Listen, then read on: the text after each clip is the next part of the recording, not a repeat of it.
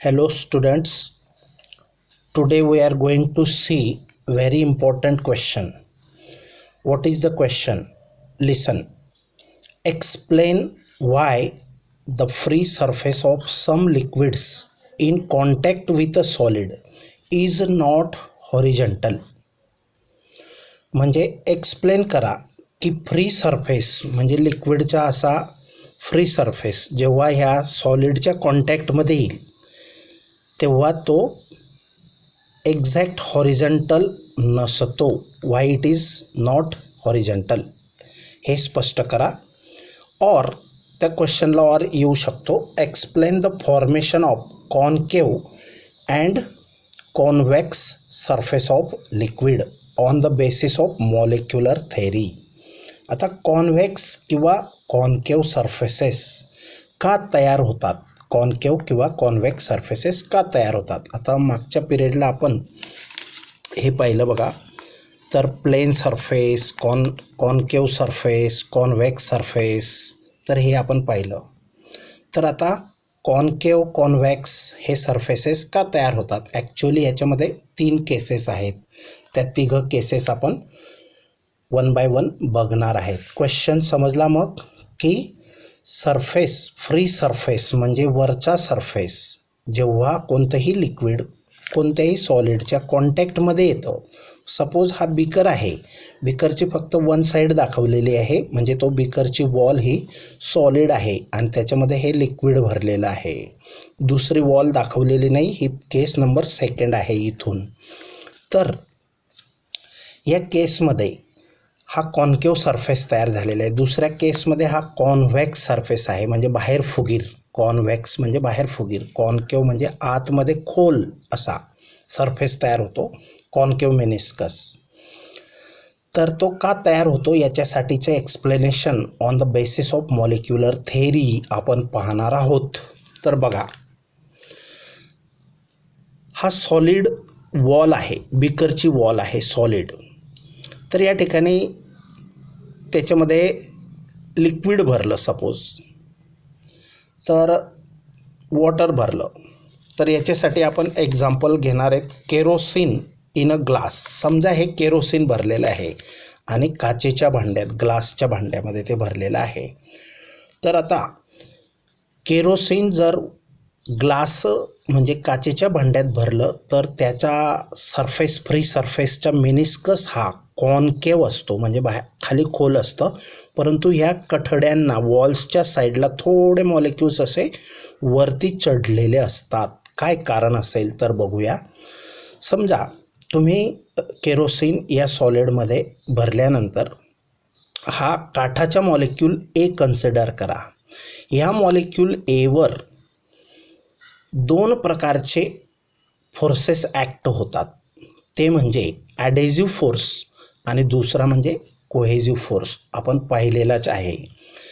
तर ही जी सॉलिडची वॉल आहे त्या वॉलचे मॉलिक्युल्स ह्या लिक्विड, हा ए मॉलिक्यूल हा लिक्विडचा मॉलिक्यूल आहे, त्याचं स्फिअर ऑफ इन्फ्लुअन्स इतकं आहे. तर ह्या लिक्विडच्या ह्या मॉलिक्यूलला हा जो सॉलिडचे मॉलिक्युल्स अट्रॅक्ट करतील तो असेल ॲडेझिव्ह फोर्स. कारण force of attraction between the molecules of different substance. मग कोणते कोणते डिफरंट सबस्टन्स आहेत. एक सबस्टन्स आहे ग्लास आणि दुसरा आहे लिक्विडचा, हा लिक्विडचा मॉलिक्यूल आहे, म्हणजे केरोसिनचा मॉलिक्यूल आहे. तर हा सपोज फोर्स ए पी हा पी पॉईंट आहे आणि हा फोर्स ए पीला आपण एफ ए म्हणजे adhesive, A for adhesive force असं ट्रीट केलं. मग लक्षात ठेवा, एफ ए म्हणजे कोणता force, adhesive force acting on the molecule A. दुसरा फोर्स हे लिक्विडचे इकडचे मॉलिक्युल्स ह्या ए मॉलिक्यूलला ह्या साईडला पण ओढतील लिक्विडमध्ये, तो असेल कोहेझिव्ह फोर्स. कारण लिक्विडचेच मॉलिक्यूल ह्या लिक्विडच्याच मॉलिक्यूलला ओढतील. The force of attraction between the molecules of same substance is called as cohesive force. मग हा एफ सी हा इकडे ए सी किंवा एफ सी, तर तो असेल cohesive force acting on the molecule A. आणि त्यांचा रिझल्टंट आता आपण 11th पाहिलेलं आहे लॉ ऑफ पॅरेलेलोग्रामनुसार. तर दोन व्हेक्टर्स जर का साईड असतील कोणाच्या पॅरेलेलोग्रामच्या तर त्यांचा रिझल्टंट कसा असतो, डायगोनल हा त्याचा रिझल्टंट असतो. मग ह्याला कंप्लीट द पॅरेलेलोग्राम जर केला तर आपल्याला रिझल्टंट याचा FR म्हणजे हा जो वेक्टर आहे हा रिझल्टंट वेक्टर आहे. FR is the resultant force acting on the molecule A. म्हणजे बघा FC ह्या मॉलिक्यूलला इनसाइड द लिक्विड अट्रॅक्ट करण्याचा ट्राय करतो आहे. FA त्याला सॉलिडमध्ये अट्रॅक्ट करण्याचा प्रयत्न करतो आहे, पण FA हा मोठा वेक्टर आहे, ग्रेटर वेक्टर आहे आणि FC हा स्मॉलर वेक्टर आहे. मग हा लहान आणि हा मोठा, त्याच्यामुळे हा जो त्याचा रिझल्टंट असेल या दोघांचा रिझल्टंट जो असेल तो कोणत्या साईडला यायची पॉसिबिलिटी जास्त आहे तर तो इनसाइड द सॉलिड येतो. हा रिझल्टंट आहे FR. तर हा FR हा इनसाइड द सॉलिड येतो. म्हणजे हा रिझल्टंटवर खेळ आहे. हे दोघंही अट्रॅक्ट करतील पण कोणाचं मॅग्निट्यूड कमी आहे कोणाचं जास्त आहे, त्याच्यामुळे हा रिझल्ट जो जास्तवाला असेल त्या साईडला तो जातो. मग म्हणून आता बघा हा कॉन्केव मेनिस्कस आहे, कॉन्केव सरफेस आहे. वरती या सरफेसच्या वरती एअर आहे आणि हे लिक्विड आहे. नंतर हा सॉलिड सरफेस आहे. फक्त इथं कॉन्टॅक्टचा विचार करतोय आपण. त्याच्यानंतर टँजंट ड्रॉ केली ही टँजंट फ्री सरफेसला कशासाठी, अँगल ऑफ कॉन्टॅक्ट डिटरमाइंड करण्यासाठी. तर हा अँगल ऑफ कॉन्टॅक्ट थीटा असेल. तर आता बघा थीटा हा 90पेक्षा लेस आहे. थीटा हा 90पेक्षा लेस आहे. तर आता बघा पहिली केस ॲक्यूट अँगल ऑफ कॉन्टॅक्ट. पहिल्या केसमध्ये ॲक्यूट अँगलचा विचार करणार आहे. फिगर लक्षात आली. मग हा FA म्हणजे AP वेक्टर थोडा ग्रेटर आहे आणि FC हा वेक्टर कोहेजिव्ह फोर्स कमी आहे ॲडेजिव्ह फोर्सपेक्षा. FA म्हणजे ॲडेजिव्ह फोर्स, FC म्हणजे कोहेजिव्ह फोर्स. कोहेजिव्ह फोर्स म्हणजे लिक्विडचे मॉलिक्यूल ह्या लिक्विडच्याच मॉलिक्यूलला अट्रॅक्ट करतील. A हा मॉलिक्यूल लिक्विडचा आहे, केरोसिनचा आहे. नंतर हे वॉलमध्ये कोणते मॉलिक्यूल्स असतील, सॉलिडचे मॉलिक्यूल्स असतील. तर तो असेल adhesive force, attraction between molecules of different substance. आता FA ह्या केसमध्ये बघा FA is greater than FC. FA is greater than FC म्हणजे ह्या FCपेक्षा FA जर ग्रेटर असेल तर तो पॅरेलेलोग्राम कंप्लीट करताना त्याच्या डायगोनल ह्या सॉलिडमध्ये त्याची डायरेक्शन येणार. बरं आता FA is greater than FC ही पहिली केस झाली, पहिली गोष्ट. दुसरी गोष्ट म्हणून FR therefore FR is directed inside the solid. हा FR कुठं जाईल, त्याची डायरेक्शन रिझल्टंट फोर्सचे डायरेक्शन इनसाइड द सॉलिड जाणार.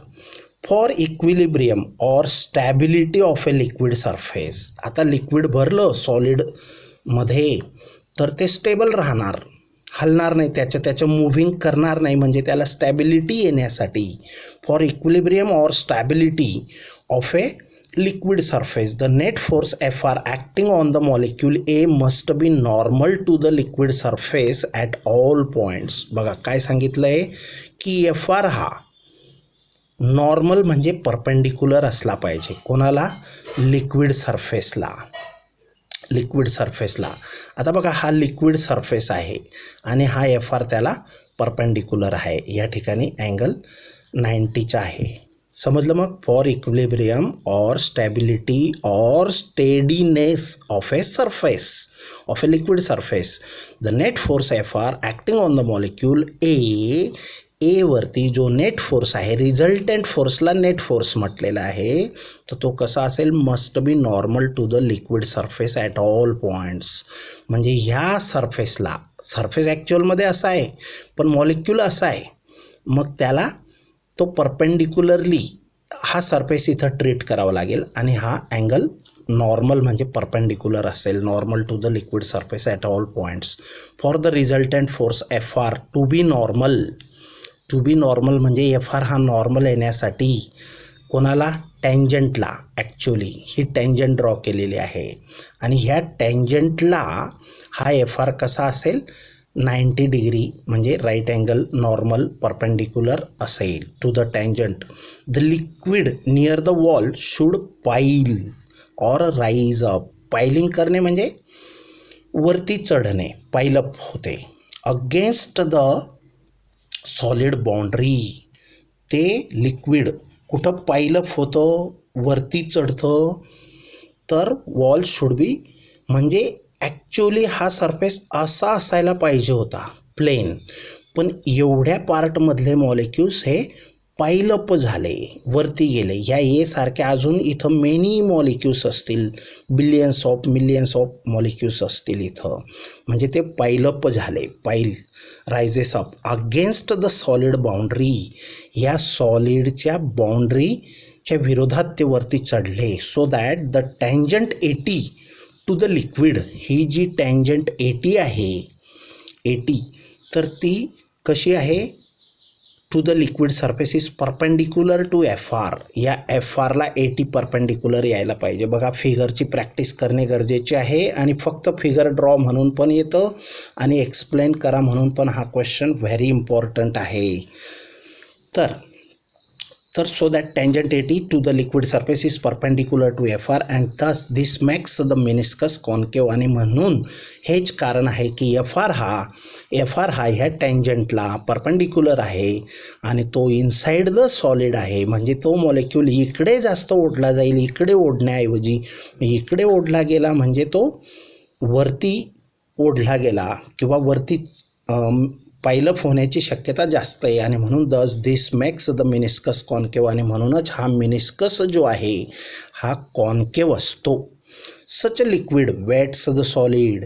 आणि असे जे लिक्विड असतील त्या सॉलिडला अर्धवट ओले करतात किंवा पूर्णतः पण ओले करतात. मग अँगल ऑफ कॉन्टॅक्ट कसा असतो याच्यासाठी? ॲक्यूट असतो. हे आपण कालच्या पिरियडला मी एक्स्ट्रा क्वेश्चनमध्ये आधीच एक्सप्लेन केलेलं आहे, कारण जर ते एक्सप्लेन केलं नसतं तर आज अजून तुम्हाला थोडं डिफिकल्टी वाटली असती, म्हणून तो मी आधीच पॉईंट क्लिअर केलेला आहे. तर such angle of contact is acute म्हणजे 90पेक्षा लेस येतो. आणि म्हणून मग फॉर एक्झाम्पल आहे kerosene in a glass bottle. Glass बॉटलमध्ये केरोसिन भरलं तर केरोसिनच्या वॉलच्या बाजूला हे लिक्विड असं वरती चढलेलं असतं, म्हणजे असा ट्रँग्युलर पार्ट तुम्हाला दिसेल. आता केस नंबर 2 बघणार आहेत आपण. केस नंबर 2 मध्ये बघा काय फरक आहे. केस नंबर 1 आणि 2 मध्ये काय फरक आहे? तर केस नंबर 2 मध्ये एफ ए हा एफ सीपेक्षा फारच लहान आहे. हा ॲडेझिव्ह फोर्स आहे, हा कोहेझिव्ह फोर्स आहे. इथं हा मॉलिक्यूल ए हा क्रिप्स डाऊनवर्ड आहे, म्हणजे तो खाली खेचला गेला आहे, सॉलिडने त्याला खाली खेचलेला आहे. मग इथं टँजंट कशी ड्रॉ करणार? फ्री सरफेसला ही टँजंट ड्रॉ केली. कशासाठी? To find out the angle of contact. तर हा अँगल ऑफ कॉन्टॅक्ट जो आहे measured inside the liquid theta is more than 90. It is obtuse. मग आता बघा 2 फोर्सेस ॲक्ट होतात, एफ ए आणि एफ सी. एफ ए कोणता असतो? Adhesive force. ॲडेझिव्ह कोणामध्ये असतो? सॉलिड आणि लिक्विडच्या मॉलिक्यूलला अट्रॅक्शन करणारा फोर्स म्हणजे ॲडेझिव्ह. एफ सी म्हणजे कोहेझिव्ह फोर्स. कोहेझिव्ह म्हणजे लिक्विडच्याच मॉलिक्यूलला लिक्विडचेच मॉलिक्यूल अट्रॅक्ट करतील ह्या डायरेक्शनला आणि त्या दोघांचा जो रिझल्टंट तयार होईल तो म्हणजे एफ आर. आता बघा इथं एफ सी ग्रेटर असल्यामुळे तो एफ आर त्या एफ सी साईडला आला. मागच्या वेळेस तो एफ ए ग्रेटर साईडला एफ आर गेला होता. एफ आर मीन्स रिझल्टंट कोणाच्या? या दोघांचा, एफ ए आणि एफ सीच्या रिझल्टंट.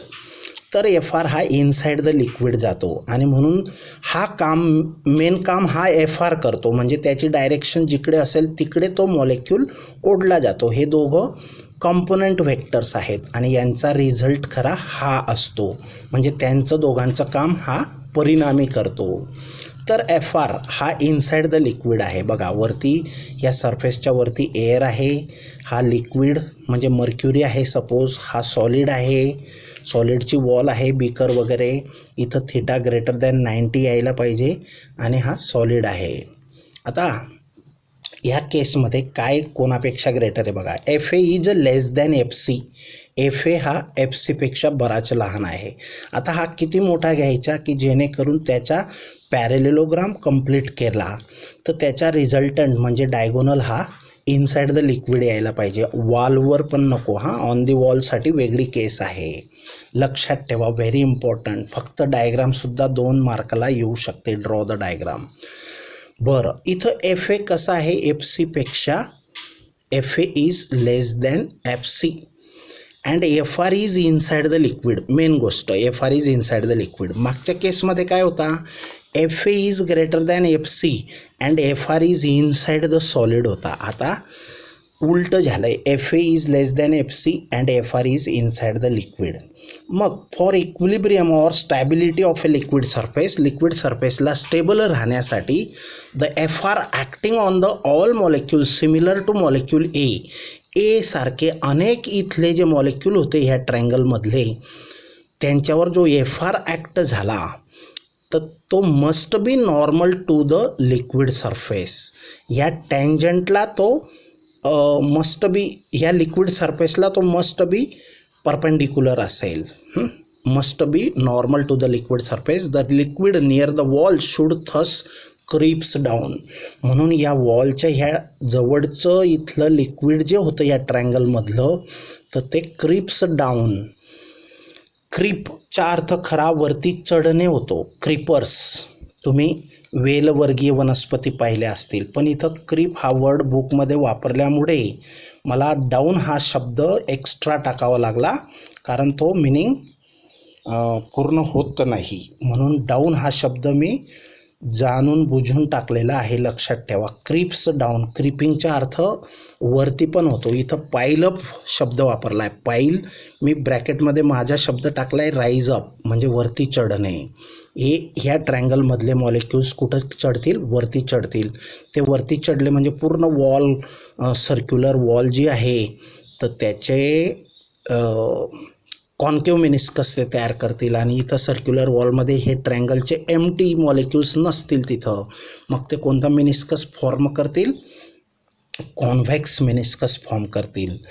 तर बघा, the F R for equilibrium और stability of a liquid surface the F R acting on molecule is similar to the molecule A सारखे इथं मेनी मॉलिक्यूल्स होते या ट्रँगलमध्ये अँड मस्ट बी नॉर्मल. तो एफ आर कसा असेल, normal means perpendicular to the surface. सरफेसला हा या सरफेसला परपेंडिक्युलर असेल असा, या सरफेसला. ॲक्च्युली थोडीफार ड्रॉइंगला फार प्रॅक्टिस लागेल तेव्हा ते पॉसिबल होतं.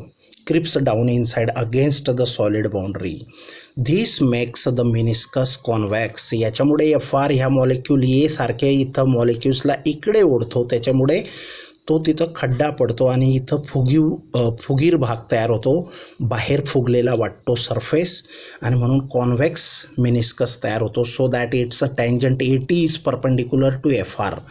या एफ आरला ही ए टी अशी पाहिजे होती, माझ्याकडनं थोडी मिस्टेक झालेली आहे. तर ए टी हा असा पाहिजे होता, तेव्हा तो परपेंडिक्युलर येणार एफ आर, लक्षात ठेवा. हां, A T is perpendicular to F R. माझ्याकडनं तो मोर दॅन 90 झालेला आहे. Point should be noted. Such liquid does not wets the solid. असे जे लिक्विड्स असतील तर त्या सॉलिडला ते ओले करत नाहीत, चिपकत नाहीत. अँगल ऑफ कॉन्टॅक्ट अशा लिक्विडसाठी ऑप्टिव्ज असतो. आता फॉर एक्झाम्पल दिलेले mercury in a glass bottle किंवा कोणत्याही क्लीन ग्लासमध्ये मर्क्युरी भरलं तर असं तुम्हाला दिसून येणार. आता लक्ष द्या, एकदम सिम्पल आहे. मी करस्पॉन्डिंगली दोघं at a time write down करून तुम्हाला इझी पडेल समजायला, लिहायला. आता तिसरी केस बघा. पहिली केस कोणती पाहिली, angle of acute angle of contact, case number first. Case number 2 कोणती पाहिली आपण, ऑब्ट्यूज अँगल ऑफ कॉन्टॅक्ट. आणि आता तिसरी केस आपण बघणार आहेत ती कोणती बघा, झिरो अँगल ऑफ कॉन्टॅक्ट. मग अँगल ऑफ कॉन्टॅक्ट हा झिरो कोणत्या केससाठी असतो तर बघा, हा सॉलिड आहे, ही लिक्विड भरलेलं आहे, वरती एअर आहे, हा सरफेस प्लेन आहे. जरी थोडेफार मॉलिक्यूल्स वरती चढलेले आहेत परंतु इथं याला प्लेनच ट्रीट करायचं आहे, लक्षात ठेवा. तर या ठिकाणी FC कोहेजिव्ह फोर्स हा ॲबसेंट आहे. तर कोहेजिव्ह फोर्स हा काय आहे, ॲबसेंट आहे. मग फक्त फोर्स जो आहे तो कोणता फोर्स आहे, ॲडेजिव्ह फोर्स आहे. AP मीन्स FA, APलाच आपण FA ट्रीट केलं आहे. ॲडेजिव्ह फोर्स, A फॉर ॲडेजिव्ह फोर्स. तसंच FR कसा असेल, तर आता FR नंतर टँजंट कशी ड्रॉ करणार, हा मॉलिक्यूल ए आहे, हे त्याच्या स्फिअर ऑफ इन्फ्लुएन्स आहे. तर बघूया आपण. बघा, liquid molecules near the contact region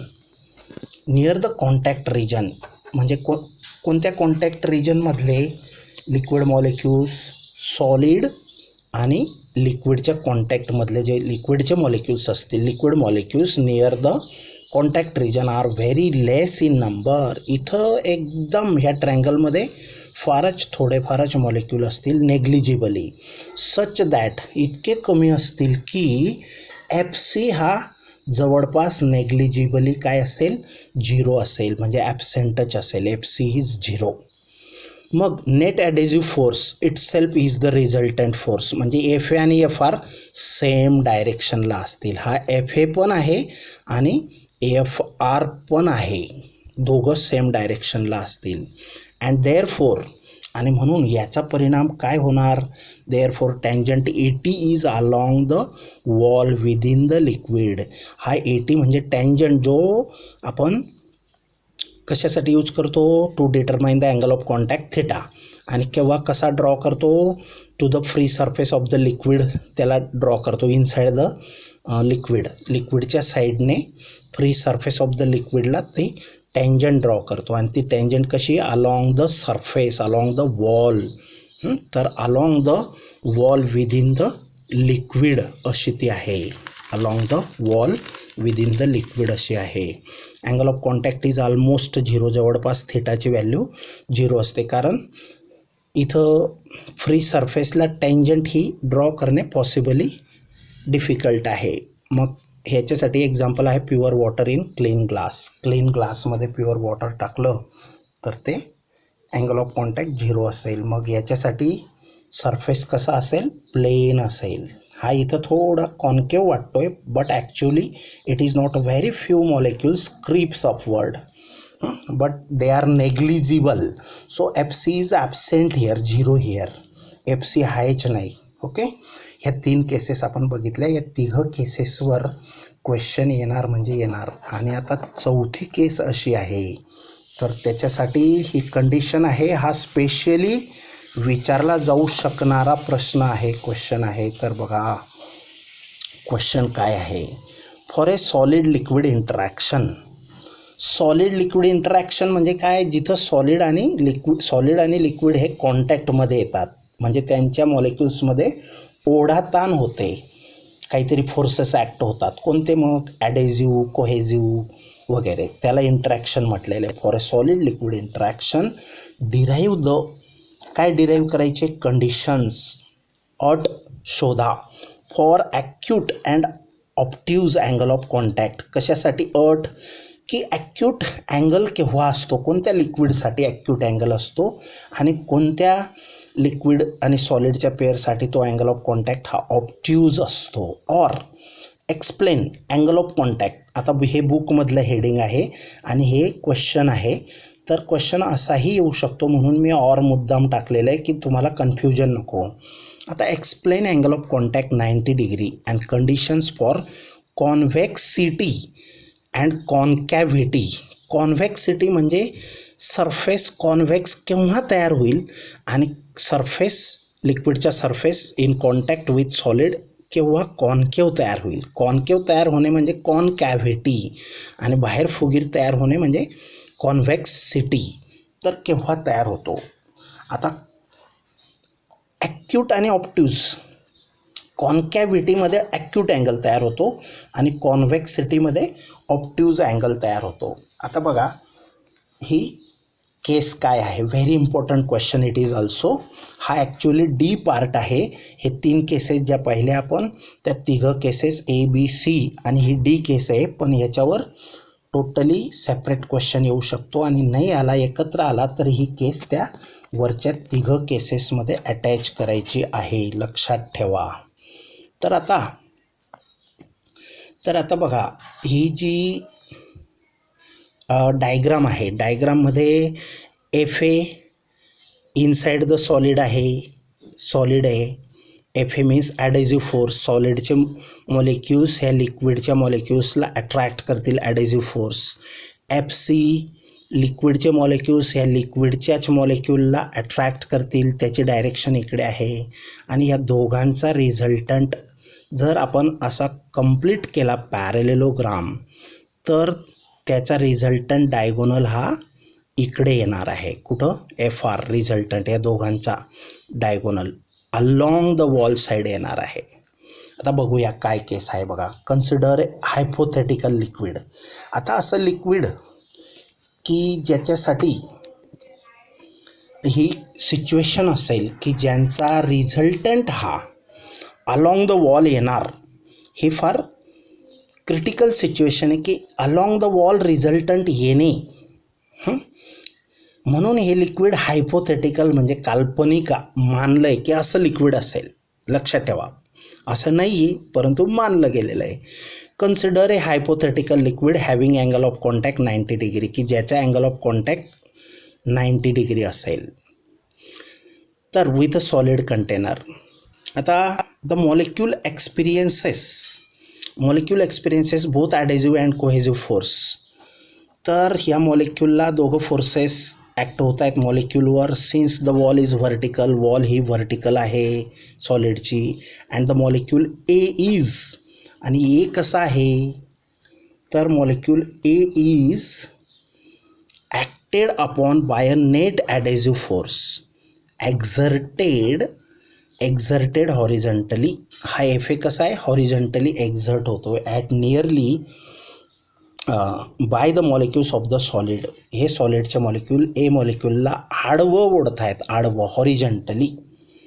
ॲक्टेड upon by a net adhesive force which is exerted horizontally by the molecules of the solid A P as F A. A P म्हणजे F A आपण treat केलेलं आहे. मग net cohesive force. आता हे झालं adhesive force. Adhesive force कसा act होतो आहे? हॉरिझॉन्टली.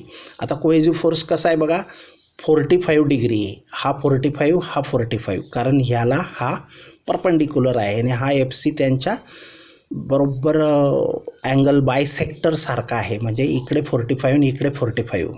तर बघा net cohesive force exerted at nearly कसा आहे 45 degree to either of the surfaces. म्हणजे एक तर सॉलिड सरफेसला, एक तर लिक्विड सरफेसला, दोघांना तो कसा आहे, हा पण 45 आहे आणि हा पण 45 आहे. Net cohesive force exerted at nearly 45 degree to either of the surfaces by the molecules of liquid, and it is denoted by liquid, it is denoted by AC or as FC, म्हणजे त्याला FC ने denote केलं आहे, AC as a FC. मग the net cohesive force FC is exactly at 45 degree. तर net cohesive force FC हा कसा आहे, exactly 45 degree with the either of the surfaces. हा एफ सी एक तर सॉलिड सरफेसला पण तो 45 आहे, एक तर लिक्विड सरफेसला पण तो 45 आहे. हा अँगल 45 आहे, हा 45 आहे, म्हणजे तो एकदम बायसेक्टर आहे, angle bisector of this right angle. तर the net cohesive force FC is exactly at 45 with either of the surfaces, and the resultant force FR is exactly vertical along the solid surface. तर resultant force FR कसा आहे, exactly vertical आहे. बरं, याच्यासाठी आपण आता पुढची कंडिशन पाहणार आहेत. मग आता कंडिशन काय आहे बघा, तर व्हेरी इम्पॉर्टंट ती कंडिशन काय आहे बघा. तर for this to occur F A is equal to F C upon √2. म्हणजे एफ ए हा √2 इकडे मल्टिप्लाय केला, √2 times F A is the F C. म्हणजे कोण ग्रेटर आहे, √2 times F A is equal to F C येणार. म्हणजे कोण ग्रेटर आहे, एफ सी ग्रेटर आहे. कारण ह्या √2ने म्हणजे √2ची व्हॅल्यू असते 1.41. या 1.41ने एफ एला मल्टिप्लाय केलं तर तेव्हा तो एफ सीच्या इक्वल होतो. म्हणजे एफ ए हा लेस दॅन एफ सी आहे, बरोबर. तर आपण त्या फिगरमध्ये पाहिलं की एफ ए एफ सीपेक्षा लेस आहे. Where this F C is the magnitude of the net force. Where just a minute, what it is going wrong. FC is at 45 degree. AR is equal to FR. Here AR is equal to FR is the magnitude of the net force. हा resultant force आहे, AR ने denote केलेला आहे. And from this we conclude that. आता तुम्हाला √2 हा मनाला वाटत असेल की डायरेक्ट कसा आला, समजावतो ते पण. फक्त एवढं तुम्ही लक्षात ठेवा. बघा, परत रिपीट करतो. For acute angle of contact, acute angle of कॉन्टॅक्टमध्ये एफ ए ग्रेटर असतो. मग आर कुठं जातो, इनसाइड. रिझल्टंट एफ आर कुठं जाणार, त्याची डायरेक्शन कुठं असणार, इनसाइड द सॉलिड असणार. म्हणजे तो एफ सीला तेव्हा √2ने डिवाइड करायचं. म्हणजे F A is greater than F C by √2. The liquid surface is concave and this condition is for concavity. आणि जेव्हा एफ ए हा for obtuse angle of contact F A is less than F C upon √2. बघा, same आहे, फक्त इथं greater आहे. म्हणजे adhesive force हा ग्रेटर असतो केव्हा, ॲक्यूट अँगल कॉन्कॅव्हिटीसाठी. आणि कॉन्व्हेक्सिटीसाठी एफ ए हा लेस असतो आणि एफ सी हा ग्रेटर असतो. म्हणजे कोहेझिव्ह फोर्स हा ग्रेटर असतो for convex surface. This is the condition for convexity. आता हा √2 कसा आला ते मी तुम्हाला परत एक्सप्लेन करतो. ते बुकमध्ये दिलेलं नाही आहे, परंतु मी तुम्हाला त्याचा क्लिअर हे सांगतो. बघा, हा अँगल इथं 45 असेल. जर अँगल हा 45 असेल तर सपोज बघा या फिगरमध्ये ए पी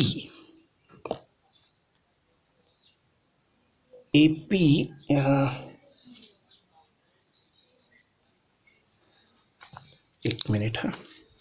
ए पी आणि ए आर हे सेम आहेत. बघा, हा ए पी आहे, ए आणि हा पी आहे, आणि हा ए आर आहे, ए आर. आता हे A P is equal to A R आपण पाहिलं आहे. इथं ए पी आणि ए आर काय आहेत, सेम आहेत. A P is equal to A R. एक मिनिट, कुठं पाहिलं आपण, A P is equal to A R. A P is equal to A R आणि ह्या ए आरला आपण एफ आर ट्रीट केलेलं आहे आणि ए पीला आपण एफ ए ट्रीट केलेलं आहे, एफ ए. तर ही केस कुठं होती बघा, ही केस या ठिकाणी होती, आपण लास्टला पाहिली. आत्ताच मी तुम्हाला राईट डाऊन केलं, A R is the F R. तर A P is equal to A R means what, A P is equal to A R. जर आणि हा राईट अँगल असेल आणि दोन साईड सेम असतील तर त्यांना जोडणारा हा एफ सी जो आहे, हा एफ सीची डायरेक्शन इथं दाखवलेली आहे फिगरमध्ये. आता बघा, हे मेन गोष्ट आहे. एफ सीची डायरेक्शन कुठं आहे, एफ सीची डायरेक्शन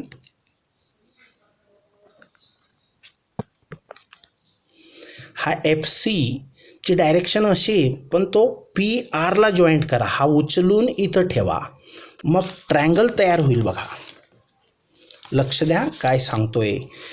ए पी म्हणजे एफ ए, ए आर म्हणजे एफ आर, आणि हा असा जो ए सी आहे म्हणजे एफ सी, ए सी म्हणजे कोहेझिव्ह फोर्स एफ सी. तर ह्या एफ सीला उचलून तुम्ही कुठं ॲडजस्ट करा, पी आरच्या ठिकाणी ॲडजस्ट करा. तर मग हा 90 डिग्री आहे आणि हा 45 आहे, तर हा सुद्धा, हे दोघं अँगल काय येतील, 45 येतील. हे दोघं अँगल जर 45 आले, आलं का लक्षात? हा ए पी आहे, हा ए पी म्हणजेच एफ ए ॲडेझिव्ह फोर्स आहे, हा मॉलिक्यूल ए आहे ए पी. त्याच्यानंतर रिझल्टंट कसा आहे ह्या केसमध्ये, ह्या डायरेक्शनला आहे, त्याला आपण एफ आर ट्रीट केलं आहे. आणि ह्यांचा रिझल्टंट कोहेसिव्ह फोर्स हा असा आहे, तो आपण ह्या डायरेक्शनला उचललं असं आणि इथं ॲडजस्ट केलं. हा पी आर म्हणजेच ए सी, तो ए सी आहे. आणि हा सरफेस आहे, हा सॉलिड सरफेस इकडे आहे बघा फिगरमध्ये. तर फिगरमध्ये बघा, तर हा जो ए सी आहे तो कुठे ॲडजस्ट करायचा? पी आरला ॲडजस्ट करायचा. मग पी आरला ॲडजस्ट केला. हा अँगल तर 90 डिग्री आहे नो डाऊट, आणि हा 45 आणि हा पण 45 जो होता तो आपण इथं समजणार आहेत. हे अँगल 45 येणार. हा 45 आला, हा 90 आला, तर हा ऑब्व्हियसली किती असेल? 45 असेल. मग 45 90 डिग्री अँगलचं थेरम 9thमध्ये शिकलेत तुम्ही, तर त्याच्या साईड सेम असतात. मग साईड सेम असतील, समजा ही साईड आणि ही साईड राईट अँगल्ड ट्रायंगलमध्ये दोन साईड सेम असतील, ही सपोज 1 युनिट असेल, ही पण 1 युनिट असेल, unit means centimetre, 1 centimetre 1 centimetre असेल, तर ही पी आर म्हणजेच ए सी म्हणजेच एफ सी किती मॅग्निट्यूड येणार? तर बेस किंवा हाईट इंटू बेस, पायथागोरस रूलनुसार. पायथागोरसचा रूल काय आहे? Hypotenuse square is equal to base square plus height square. मग base square plus height square किती होणार? 1 square plus 1 square is the hypotenuse square. म्हणजेच हा पी आर आहे ॲक्च्युली, पण तो तिथं आपल्या फिगरमध्ये काय आहे? ए सी आहे. हा पी आर म्हणजेच ए सी आहे. तर ए सीचं मॅग्निट्यूड किती येणार? मग पी आर म्हणजे हायपोटेनियस स्क्वेअर किंवा A C square is equal to 1 स्क्वेअरची व्हॅल्यू 1 येते प्लस 1 येते, आणि फक्त ए सी पाहिजे असेल तर काय येणार? 1 + 1. A C square is equal to 1 + 1, तर only A C is equal to 1 + 1 झाले 2, आणि square root on both sides किती येणार? √2. मग ए सीची व्हॅल्यू किती आली? √2 आली. तर हा √2 असा आलेला आहे. हा बुकमध्ये एक्सप्लेन केलेला नाही, व्हेरी सिम्पल आहे. जरी अजून समजला नाही तर सांगा, मी अजून एकदा समजावून देईल. Okay, now will stop here.